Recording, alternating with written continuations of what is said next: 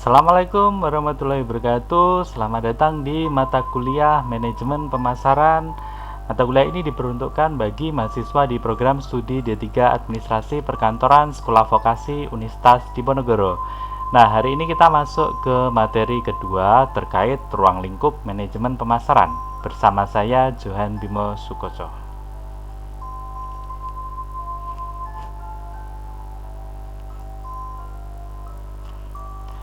Pemasaran adalah proses dan manajerial yang membuat individu atau kelompok mendapatkan apa yang mereka butuhkan dan inginkan dengan menciptakan, menawarkan, dan mempertukarkan produk yang bernilai kepada pihak lain. Pemasaran adalah kegiatan menyampaikan produk atau jasa mulai dari produsen sampai dengan konsumen. Manajemen pemasaran merupakan suatu usaha untuk merencanakan, mengimplementasikan, yang terdiri dari kegiatan mengorganisasikan, mengarahkan, mengkoordinir, serta mengawasi atau mengendalikan kegiatan pemasaran dalam suatu organisasi agar tercipta tujuan organisasi secara efisien dan efektif.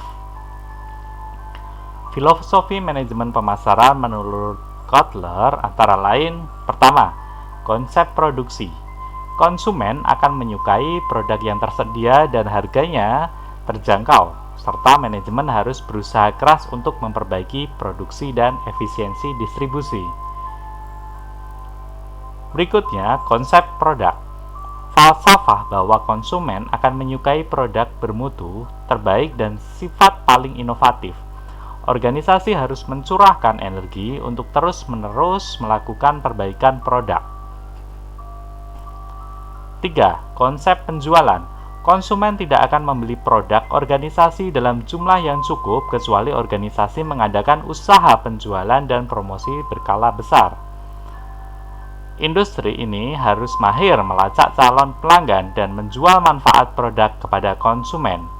Tujuannya ialah menjual yang perusahaan buat, bukan produk apa yang dibutuhkan masyarakat konsumen.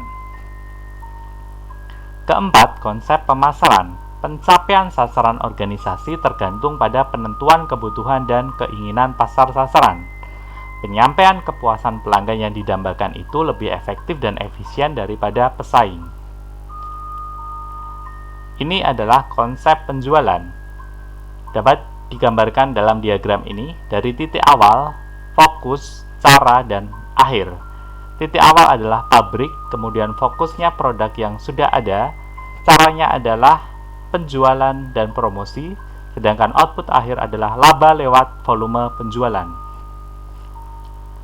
Sedangkan berikut ini adalah konsep pemasaran, dapat dilihat dalam diagram berikut ini. Titik awal adalah pasar, kemudian fokus ialah kebutuhan pelanggan, sedangkan caranya melakukan pemasaran terpadu, kemudian output akhirnya adalah laba lewat kepuasan pelanggan. Filosofi kelima adalah konsep pemasaran berwawasan sosial. Falsafah bahwa organisasi harus menentukan kebutuhan, keinginan, dan minat pasar, serta menyerahkan kepuasan yang didambakan itu secara lebih efektif dan efisien daripada pesaing dengan cara yang bersifat memelihara atau memperbaiki kesejahteraan konsumen dan masyarakat. Konsep ini mengajak pemasar membangun pertimbangan sosial dan etika dalam praktek pemasaran mereka. Hal ini agar dapat menyeimbangkan dan menyelaraskan 3 faktor penting, yaitu laba perusahaan, pemuas keinginan konsumen, dan kepentingan publik. Demikian materi yang dapat kita pelajari hari ini. Terakhir saya mengutip quote dari Thomas Alva Edison, "Banyak orang yang sebenarnya sudah sangat dekat dengan sukses, tapi sayangnya mereka kemudian menyerah." Saya Johan Bimo Sukoco, jangan lupa subscribe untuk mengikuti kelas-kelas berikutnya. Akhir kata, Assalamualaikum warahmatullahi wabarakatuh.